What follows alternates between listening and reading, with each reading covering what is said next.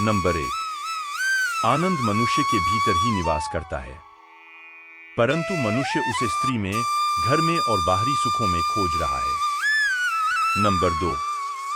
श्री कृष्ण कहते हैं कि भगवान उपासना केवल शरीर से ही नहीं बल्कि मन से करनी चाहिए। भगवान का वंदन उन्हें प्रेम बंधन में बांधता है। नंबर 3। मनुष्य की वासना ही उसके पुनर्जन्म का कारण होती है। नंबर 4। इंद्रियों के अधीन होने से मनुष्य के जीवन में विकार और परेशानियां आती है। नंबर 5।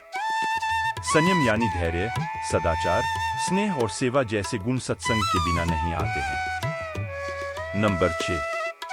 श्री कृष्ण कहते हैं कि मनुष्य को वस्त्र बदलने की आवश्यकता नहीं है, आवश्यकता हृदय परिवर्तन की है।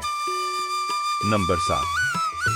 जवानी में जिसने ज्यादा पाप किए हैं उसे बुढ़ापे में नींद नहीं आती। नंबर 8।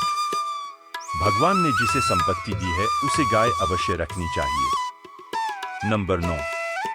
जुआ, मदिरापान, परस्त्रीगमन, अनैतिक संबंध, हिंसा, असत्य, मद, आसक्ति और निर्दयता इन सब में कलयुग का वास है। नंबर 10। अधिकारी शिष्य को सद्गुरु, अच्छा गुरु अवश्य मिलता है। नंबर 11। श्री कृष्ण कहते हैं कि मनुष्य को अपने मन को बार बार समझाना चाहिए कि ईश्वर के सिवाय उसका कोई नहीं है। साथ ही यह विचार करना चाहिए कि उसका कोई नहीं है, साथ ही वह किसी का नहीं है। नंबर 12। भोग में क्षणिक, क्षण भर के लिए सुख है, साथ ही त्याग में स्थायी आनंद है। नंबर 13। श्री कृष्ण कहते हैं कि सत्संग ईश्वर की कृपा से मिलता है, परंतु कुसंगति में पड़ना मनुष्य के अपने ही हाथों में है। नंबर 14। लोभ और ममता, किसी से अधिक लगाव पाप के माता पिता हैं, साथ ही लोभ पाप का बाप है। नंबर 15। श्री कृष्ण कहते हैं कि स्त्री का धर्म है कि रोज तुलसी और पार्वती का पूजन करें। नंबर 16।